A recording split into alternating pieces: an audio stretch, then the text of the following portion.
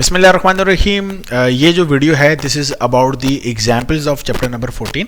Chapter 14 की मैं example सारी सॉल्व करने वाला हूँ स्टेप बाय स्टेप, और वन बाय वन एग्जाम्पल हम सॉल्व करते हैं। सो स्टार्ट करते हैं, ठीक है।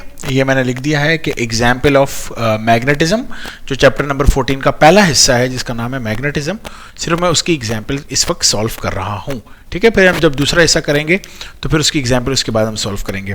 तो सबसे पहले 14.1 एग्जाम्पल आपसे मैं शेयर करता हूं। पेज नंबर 112 के ऊपर है हमारे पास, कह रहा है ए प्रोटॉन, एग्जाम्पल मैं लिख देता हूं, दिस इज 14.1, ठीक है। और इस एग्जाम्पल में वो हमसे कह रहा है कि एक प्रोटॉन है वो एंटर हो रहा है यूनिफॉर्म मैग्नेटिक फील्ड में, और प्रोटॉन का मतलब ये होता है, देखें उसका जो चार्ज है वो है हमारे पास 1.6 एक्सपोनेंट माइनस 19 कूलम। ये गिवन वैल्यूज में शुमार होता है, यानी एग्जाम में ये वैल्यू गिवन होती है हमें। यूनिफॉर्म मैग्नेटिक फील्ड में एंटर हो रहा है magnetic field of induction B, उसने खुद लिखा हुआ है मैग्नेटिक फील्ड ऑफ इंडक्शन, या जिसको मैग्नेटिक फील्ड भी कहते हैं, मैग्नेटिक फ्लक्स डेंसिटी भी कहते हैं, 0.300 टेस्ला। ये यूनिट भी इस्तेमाल होता है, मैं आपको पहले ही बता चुका हूँ। इसकी जगह पर वेबर पर मीटर स्क्वायर भी लिख सकता है, और इसकी जगह पर न्यूटन पर एम्पेयर मीटर भी लिख सकता है। प्लीज़ ये सारी चीज़ें आपके जहन में रहनी चाहिए। In a direction making an angle of 45, जो एंगल है वो है हमारे पास 45 degrees with the direction of the field. So what will be the magnitude of the force. Force का मैग्नीट्यूड हमने बताना है कि कितना होगा। If the velocity of the proton is, proton की जो वेलोसिटी है वो एक्सपोनेंट 4 मीटर पर सेकेंड है। सोल्यूशन, देखिए ये बात हम लोग जानते हैं कि जब कोई चार्ज पार्टिकल मैग्नेटिक फील्ड में एंटर होता है तो मैग्नेटिक फील्ड इस पर फोर्स अप्लाई करती है। अब उस फोर्स की वैल्यू क्या है, इसके लिए हमारे पास एक फॉर्मूला जो चैप्टर नंबर 14 का सबसे पहला टॉपिक है, force on a moving charge particle in uniform magnetic field. तो लेक्चर नंबर 1 में आप देख लीजिएगा, मैंने न्यूमेरिकल के सोल्यूशन के टाइम भी बताया था, F = QVB साइन थीटा। सो हमें फोर्स मालूम करनी है। वी नो कि जो चार्ज है हमारे पास वो कितना है, 1.6 एक्सपोनेंट माइनस 19, वेलोसिटी हमारे पास है एक्सपोनेंट 4, मैग्नेटिक फील्ड की वैल्यू आप देख सकते हैं 0.3 है, और साइन हमारे पास 45 डिग्रीज है। तो इसके बाद सब कुछ भी नहीं करना, बस इन तमाम वैल्यूज को कैलकुलेटर के अंदर हमने पुट करना है और हमारे पास आंसर आ जाएगा। सो ये जवाब हमारे पास आ रहा है 3.39 एक्सपोनेंट माइनस 16 न्यूटन, ठीक है। ये मेरे पास आंसर है इस पहले एग्जाम्पल का। बुक में 3.4 है, तो आप जानते हैं कि 3.39 को हम लोग राउंड ऑफ करेंगे तो 3.4 बन जाएगा। 9 है ना, 1 यहाँ पे ऐड कर लो, तो exponent minus 16 Newton's. Okay, that is your answer, बिल्कुल ठीक है। अगली एग्जाम्पल जो हम करने जा रहे हैं वो 14.2 है, हमारे पास पेज नंबर 114 पर है, 14.2, ठीक है। और इसका जो पेज है मेरे पास वो है 114। कह रहा है स्टेडी करंट ऑफ 25 एम्पेयर।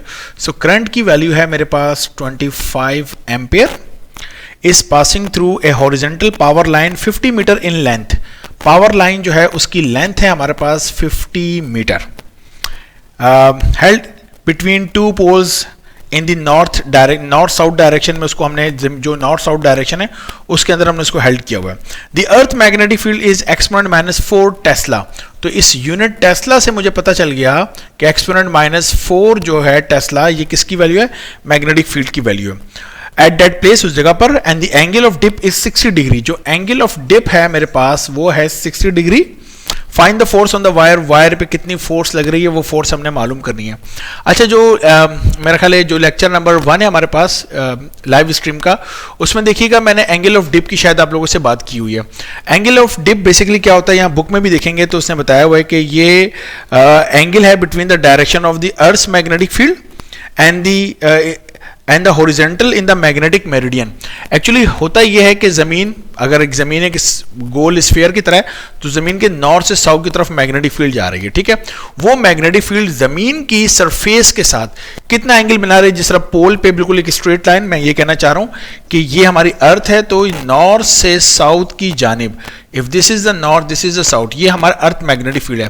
तो अर्थ मैग्नेटिक फील्ड जो है वो बेसिकली ज़मीन की सरफेस के साथ कितना एंगल बना रही है। जिस तरह ये हमारे पास इक्वेटर है, इक्वेटर पे आप देखेंगे if this is the crust, ये जमीन की और ये मैग्नेटिक फील्ड है, तो दे आर पैरेलल, यहाँ पर हमारे पास एंगल 0 होता है, जबकि नॉर्थ एंड साउथ पोल के ऊपर जो क्रस्ट के साथ जो एंगल हमारे पास बन रहा है वो कितना है, 90 डिग्रीज है। तो ये बेसिकली एंगल ऑफ डिप हमारे पास कहलाता है। बहरहाल ये जो एंगल ऑफ डिप है ये हमारे पास वो एंगल है जो कि हमने अपने न्यूमेरिकल में पुट करना है। हम ये बात जानते हैं कि जब हम किसी वायर को मैग्नेटिक फील्ड में रखते हैं तो उस पर जो फोर्स है उसका फॉर्मूला होता है बिल साइन थीटा, ठीक है। न्यूमेरिकल के टाइम पे भी हम लोगों ने ये किया था कि जब भी किसी वायर जिसमें से करंट गुजर रहा है और उस वायर को मैग्नेटिक फील्ड के अंदर पुट करते हैं, देन उस पर जो फोर्स एक्ट करती है उस मैग्नेटिक फोर्स का फॉर्मूला होता है बिल साइन थीटा। सो यहाँ पे वैल्यूज को हम पुट करने जा रहे हैं। मैग्नेटिक फील्ड की वैल्यू आप देख सकते हैं, एक्सपोनेंट -4 है, करंट हमारे पास है 25, जबकि लेंथ है हमारे पास 50 और साइन हमारे पास है 60 डिग्रीज। तो यहां से फोर्स की वैल्यू हमारे पास आ जाएगी जिसका यूनिट हमारे पास न्यूटन होगा, वो आ रहा है 0.108 न्यूटन्स, ठीक है। जबकि हमारी बुक में ये जो आंसर है बिल्कुल यही है 0.108 Newton. So this is answer, मेरा ख्याल है आसानी से समझ में आ गया होगा ये। अगली एग्जाम्पल हम करने जा रहे हैं 14.3, जो कि पेज नंबर है हमारे पास 116, ठीक है। इसके ऊपर हमारे पास एग्जाम्पल है, इसमें वो कह रहा है कि ए 50 turn rectangular coil, so number of turns हमारे पास कितने हैं, 50 हैं, और rectangular coil of wire 4 centimetre bye 5 centimetre. देखिए जब कभी भी इस तरफ 4 सेंटीमीटर मल्टीप्लाई बाय 5 सेंटीमीटर लिखा है तो ऑब्वियस सी बात है दिस इज द एरिया, और एरिया हम कैसे कैलकुलेट करते हैं, हमें मीटर में चाहिए होता है। तो एक आसान तरीका ये है कि 4 सेंटीमीटर को 100 से डिवाइड करें तो 0.04 मीटर में आ गया। इसी तरह 5 को भी 100 से डिवाइड करें तो 0.05 मीटर, ये दोनों मीटर में आ गए। अब इन दोनों को आप मल्टीप्लाई कर दीजिए, जो भी वैल्यू होगी वो हमारे पास मीटर स्क्वायर में, यानी जो हमारे पास ऐसा यूनिट है उसके अंदर आ जाएगी। तो अगर हम इसको मल्टीप्लाई करें तो ये हमारे पास बन जाता है 0.002 हमारे पास ये बनना चाहिए, ठीक है, क्योंकि 4 5 20 और एक्सपोनेंट -4 होगा। सो 1 2 3 4 यस मीटर स्क्वायर, इस तरीके से बनना चाहिए। आप कैलकुलेटर से कर लीजिएगा, इंशाल्लाह आपका आंसर यही आएगा। उसके बाद वो आपसे कह रहा है कि is suspended in vertical plane में उसको हमने सस्पेंड कर दिया। The horizontal uniform magnetic field of 2.0 newton पर एम्पेयर मीटर। तो मैंने अभी आपसे कहा था 2.0 न्यूटन पर एम्पेयर मीटर, ये किसकी वैल्यू है, ये टेस्ला की वैल्यू है, और वो किसका यूनिट है, मैग्नेटिक फील्ड का। Is maintain in the plane of the coil, compute the torque experience by the coil when the current, torque हमें बताना है, जबकि वो कह रहा है कि करंट की वैल्यू है हमारे पास 0.3 एम्पेयर फ्लोज थ्रू इट, उसमें से गुजर रही है। तो हमने आपको बताया था कि जब किसी कॉइल को हम मैग्नेटिक फील्ड में रखते हैं और उसमें से करंट गुजारते हैं तो वो कॉइल जो है उस मैग्नेटिक फील्ड में टर्न कर जाती है। जो फोर्स है वो कॉइल के दोनों साइड पे लग रही होती है और टर्न कर जाती है, जो turning effect of force is called torque. तो टॉर्क का हमारे पास फॉर्मूला हमने ड्राइव किया था। सोल्यूशन, हम ये फॉर्मूला जानते हैं, टॉर्क का फॉर्मूला है BINA cos अल्फा, बीना cos अल्फा है। सो B की वैल्यू हमारे पास आप देख सकते हैं 2 दी हुई है, करंट हमारे पास उसने दिया हुआ है 0.3, नंबर ऑफ टर्न्स हमारे पास हैं 50, area of the coil is 0.002 multiply by cos, और cos के साथ हमारे पास जो एंगल है वो नहीं दिया हुआ, तो हमें cos लिखने की जरूरत नहीं है। मैं cos 0 नहीं लिखना चाह रहा, जब उसने एंगल नहीं दिया हुआ तो cos मत लिखें, ये सीधी सी बात है। एंगल दे तो cos अल्फा लिखें, एंगल ना दे तो cos अल्फा लिखने की जरूरत हमें नहीं है। ओके, बस इन सबको मल्टीप्लाई कर दीजिए तो हमारे पास टॉर्क की वैल्यू आ जाएगी। बिल्कुल ठीक है, तो the answer is 0.06 newton metre, that is the unit of the torque, newton metre, ठीक है। एग्जाम्पल 14.4 पेज नंबर 119 के ऊपर है। इस एग्जाम्पल को देख लेते हैं कि ये एग्जाम्पल क्या है हमारे पास। कह रहा find the magnetic flux, magnetic flux की वैल्यू मालूम कीजिए। हमने पढ़ा हुआ है magnetic flux is the phi across the surface of the triangular prism. एक ट्रायंगुलर प्रिज्म है, उसकी सरफेस में से गुजरने वाला फ्लक्स बताना है। शोन इन द डायग्राम, उसने डायग्राम बनाई हुई, कह रहा है जो डायग्राम बनाई है इसके मुताबिक if the flux density is, तो फ्लक्स डेंसिटी हमारे पास जो है वो है 2 टेस्ला। तो यूनिट से पता चल रहा है दिस इज बी, और वैसे भी हमने थ्योरी में पढ़ा हुआ है कि फ्लक्स डेंसिटी को हम बी से रिप्रेजेंट करते हैं। Along the x axis, x axis के अलोंग है हमारे पास ये तमाम चीजें, ठीक है। सो कैसे करना है इस न्यूमेरिकल को? इस न्यूमेरिकल को करने के लिए मैं सबसे पहले इसकी तस्वीर बना दूं जो उसने बनाई हुई है, फिर मैं थोड़ा सा ज़रा सिंप्लीफाइड तस्वीर भी बना के आपको समझाता हूं कि करना क्या है। देखिए हमारे पास जो उसने तस्वीर बनाई हुई है वो तस्वीर उसने कुछ इस किस्म की बनाई है कि इस तरीके से उसने एक्सिस शो किए हुए हैं, ठीक है। ये हमारे पास एक्स एक्सिस है, ये हमारे पास वाई एक्सिस है और ये हमारे पास जेड एक्सिस है। ये तीन एक्सिस उसने शो किए हुए हैं। फिर उसने यहाँ से एक लाइन इस तरीके से, एक लाइन इस तरीके से, और उसके बाद इसको परपेंडिकुलरली यहाँ लेकर आया और इनको आपस में इस तरीके से मिला दिया। तो ये उसने हमारे पास तस्वीर बनाई हुई है किस चीज़ की? प्रिज्म की। ये तस्वीर बनाई जिसमें उसने ये जो दो साइड्स हैं इनकी दोनों की लेंथ उसने 30 सेंटीमीटर और यहाँ पर भी 30 सेंटीमीटर उसने दिए, जबकि ये जो हाइट है हमारे पास ये गिवन है 40 सेंटीमीटर। अच्छा, ये जो प्रिज्म है इस प्रिज्म से वो कह रहा है कि कितना फ्लक्स गुजर रहा है। तो मैं ज़रा इसकी तस्वीर को एक और तरीके से बना लेता हूँ। ये जो प्रिज्म हमारे पास बना है, आप बताइएगा कि आपकी समझ में आता है। मैं इसको थोड़ा सा ना ऐसे करके बना लेता हूँ। ये मैंने प्रिज्म इस तरीके से करके बना दिया, ठीक है। ये जो प्रिज्म यहाँ था, इस प्रिज्म का ये जो साइड थी जो सामने से आपको बिल्कुल एक स्क्वायर की तरह नजर आ रही है, ये जो साइड है इस साइड को मैंने क्या किया, इस साइड को ये बना दी, ये पूरा साइड मैंने ये बना दिया। तो ये जो ट्रायंगल की तरह की जो दो साइड हैं वो मैंने यहाँ और यहाँ बना दी, यानी ये साइड भी मेरे पास 30 है, ये साइड भी मेरे पास 30 है, जबकि जो लेंथ है मेरे पास वो कितनी है, 40 है, ठीक है। इस तरीके से मैंने बना दिया। इस तरीके से मैं बना के एक्चुअली जो चीज़ समझाना चाह रहा हूँ वो आपको ये समझाना चाह रहा हूँ कि देखिए फर्ज करें कि अगर मैं ऐसे कहता हूँ कि जी जो यहाँ से मैग्नेटिक फील्ड आ रही है और वो इस प्रिज्म में से गुजर रही है, तो कितनी मैग्नेटिक फील्ड, कितना मैग्नेटिक फ्लक्स इस प्रिज्म में से गुजर रहा है, इसको मैं बी कह रहा हूँ, ये मैंने मालूम करना है। तो एक बात तो अंडरस्टूड है, और वो बात अंडरस्टूड ये है, इस तस्वीर को देख के आप समझ सकते हैं कि जो मैग्नेटिक फील्ड है वो एक तो इसको मैं कुछ नाम दे देता हूं, ठीक है, जिस तरह उसने किताब में नाम दिया हो। चले मैं अपने नाम दे देता हूं।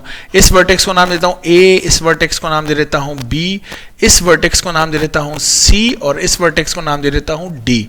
तो ये जो आपको नजर आ रहा है ए बी सी डी, एक तो इस साइड में से फ्लक्स गुजर रहा है, मतलब मैग्नेटिक फील्ड गुजर रही है, ओके।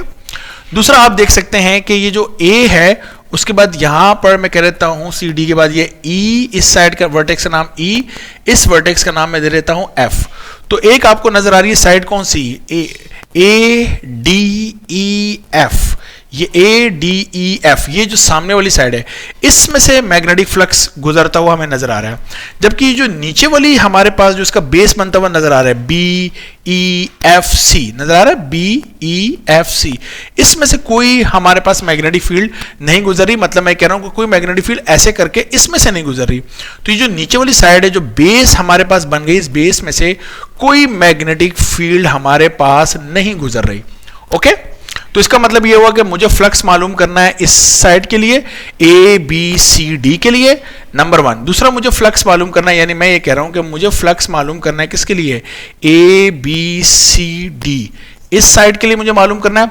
और दूसरा मुझे फ्लक्स मालूम करना है जनाब अली किसके लिए, ए डी या ए ई एफ डी। तो ए ई एफ डी, इसके लिए मुझे फ्लक्स मालूम करना है, सही है, ए ई एफ डी, ये दो साइड है जिनके लिए मुझे फ्लक्स मालूम करना है। जबकि ये जो नीचे वाली साइड है हमारे पास जो बी ई एफ सी है, मैं इसको लिख देता हूं बी ई, बी के बाद ई, फिर एफ, और उसके बाद जो सी है इसके लिए हमारे पास फ्लक्स 0 है, कोई फ्लक्स मौजूद नहीं है इसके लिए। क्यों मौजूद नहीं है? क्योंकि कोई लाइन यूं टर्न करती हुई नहीं आ रही, बल्कि सारी लाइन यूं स्ट्रेट जा रही हैं। इस तरह मैं इसको सपोज करते हुए इन दो साइड्स के लिए फ्लक्स कैलकुलेट करूंगा, ठीक है। तो मैग्नेटिक फील्ड की डायरेक्शन मैंने कांस्टेंट ले ली ताकि मुझे फ्लक्स को मालूम करने में आसानी हो। तो अगर ये बात हमारी समझ में आ गई है तो इसका मतलब इस बेस के लिए मैं बात नहीं करूंगा, इसको मैं मिटा रहा हूं, ठीक है। मैं बात करूंगा इस साइड के लिए कि इसमें से कितना फ्लक्स गुजर रहा है। तो देखिए ये जो साइड है ए बी सी डी, ये ए बी सी डी, इसको मैं दोबारा से अगर बना लूं तो ये कुछ इस किस्म की बात है कि ये है वो साइड, आप देख सकते हैं ये है वो साइड। ये पॉइंट मैंने लिखा हुआ है ए, इस पॉइंट को मैंने दिया हुआ है नाम बी, इस पॉइंट को मैंने नाम दिया हुआ है सी, और इस पॉइंट को मैंने नाम दिया हुआ है डी, ठीक है, इसी तरीके से हमारी तस्वीर बनी हुई है, ठीक है, ए बी सी डी। अच्छा, ये जो फ्लक्स है, फ्लक्स का फॉर्मूला हम जानते हैं, वो क्या होता है, B dot delta A, this is the formula. ये हमारे पास फॉर्मूला है फ्लक्स का, बी डॉट डेल्टा ए। जब भी हम डॉट हटाते हैं तो क्या अप्लाई करते हैं, हम कॉस थीटा अप्लाई करते हैं। तो जब हम कॉस थीटा अप्लाई करेंगे तो ये हमारे पास बन जाएगा B delta A cos theta. तो यहां पर जो सबसे अहम बात है वो है ये एंगल थीटा। सबसे अहम बात यहां पर जो है वो ये एंगल है थीटा। तो ये थीटा एंगल किसके दरमियान है, जाहिर सी बात है जिन दो के दरमियान। डॉट की मैं बात कर रहा हूं, मैं डॉट ले रहा हूं बी और डेल्टा ए के दरमियान। अब बी तो ये देखिए मैंने बी की लाइन बनाई थी कि बी तो हमारे इसमें से यानी ऐसे अंदर से यूं गुजर रहा है, ये है हमारे पास बी। ओके, तो सवाल ये है कि डेल्टा ए क्या है। तो अगर आपने चैप्टर नंबर 12 में इलेक्ट्रिक फ्लक्स वाला टॉपिक अच्छे तरीके से देखा है, तो जब मैं मैग्नेटिक फ्लक्स बता रहा था तो मैंने आपसे कहा था कि वो तमाम बातें जो इलेक्ट्रिक फ्लक्स के लिए हैं वो as it is magnetic flux के लिए भी एप्लीकेबल है।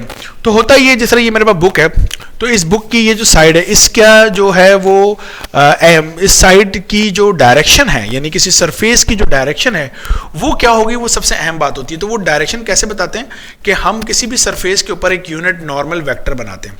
तो देखिए अब ये मेरी बुक की ये जो सरफेस है, इसकी डायरेक्शन कौन बता रहा है, ये वेक्टर बता रहा है। तो नॉर्मल का मतलब ये है कि ये जो वेक्टर होता है, यूनिट वेक्टर, वो इस सरफेस के ऊपर हमेशा परपेंडिकुलर बनाया जाता है। क्या बनाया जाता है, परपेंडिकुलर, यानी ये जो वेक्टर है वो इस सरफेस के ऊपर हमेशा क्या होगा, 90 डिग्रीज बना रहा होगा।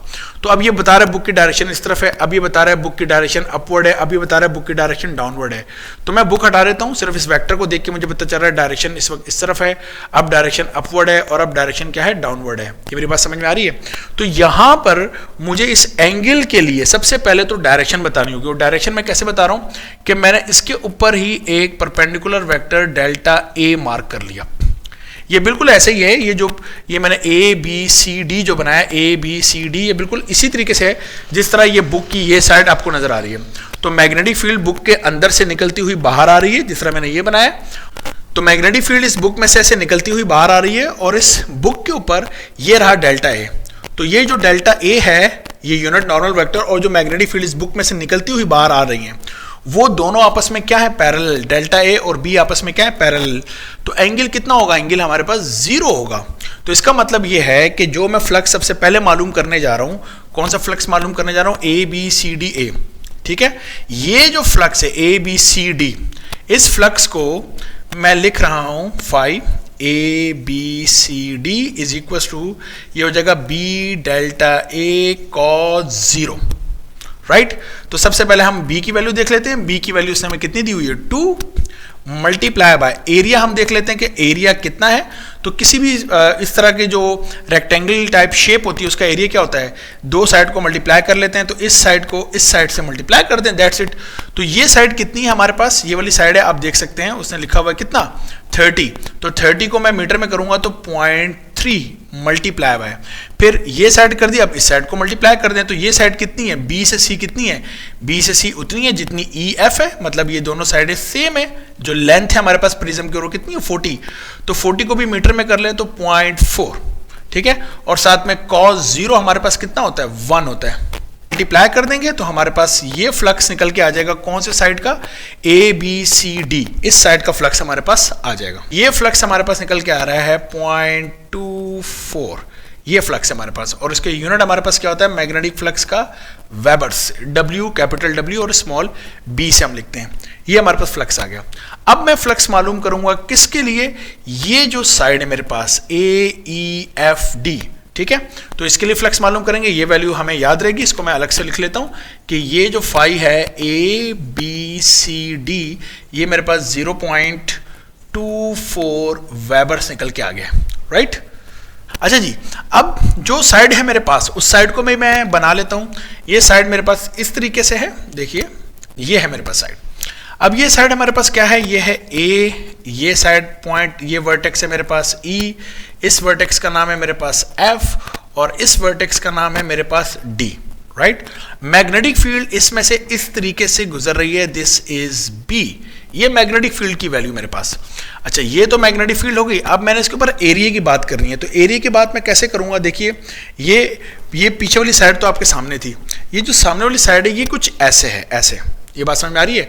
पीछे वाली साइड यानी ए बी सी डी तो बिल्कुल स्ट्रेट थी, अब ये जो ए ई एफ डी है मेरे पास, ये साइड यूं टिल्टेड है, तो ये यूं टिल्टेड है और इसमें से इस तरीके से निकल के आ रही है मैग्नेटिक फील्ड। जबकि इस साइड के ऊपर जो मैं डेल्टा ए की डायरेक्शन बनाऊंगा वो कैसे बनाऊंगा, मैंने क्या बताया था, सरफेस के ऊपर परपेंडिकुलर बनाएंगे। तो सरफेस से परपेंडिकुलर इस तरीके से, तो ये परपेंडिकुलर है, ठीक है, इस तरीके से, और मैग्नेटिक फील्ड ऐसे आ रही है। तो मैग्नेटिक फील्ड इस सरफेस के साथ यहां पर एक एंगल बना रही है। ये जो एंगल है ये एंगल बन रहा है। अब ये एंगल कितना है, देखो तस्वीर में मैं आपको ये बात ऐसे समझाऊंगा कि ये रहा मेरे पास किसकी डायरेक्शन है, डेल्टा ए की डायरेक्शन है। This is the direction of the delta A. So delta A perpendicular surface से बनाते हैं वो इस तरीके से, मैग्नेटिक फील्ड ऐसे गुजर रही है।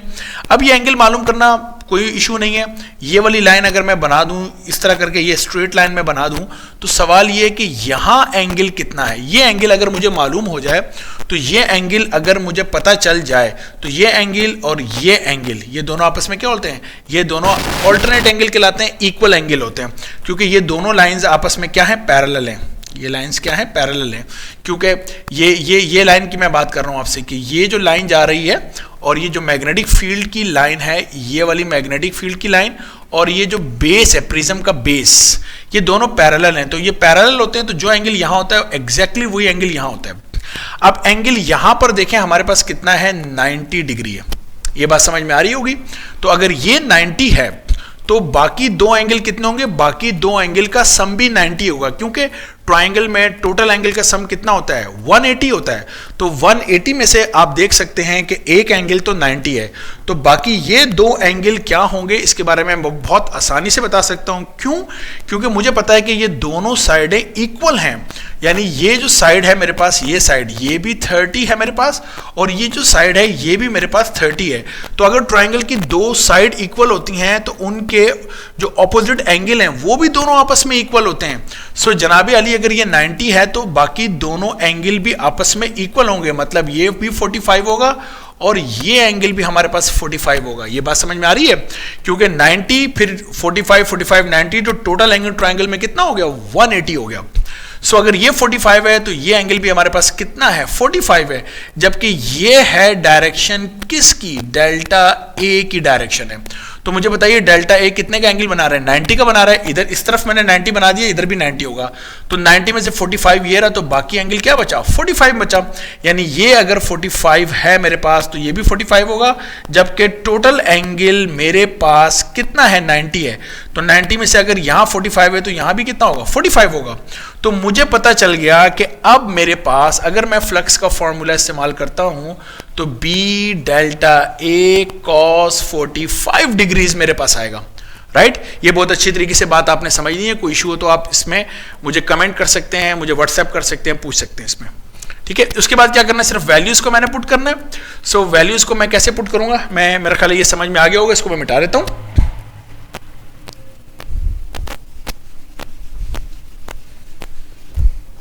तो फॉर्मूले को बाकायदा लिख लेते हैं, फाई, और किस साइड के लिए हम लोग ये करने जा रहे हैं, ए ई एफ एंड डी के लिए करने जा रहे हैं, जो कि है B delta A cos 45 degrees.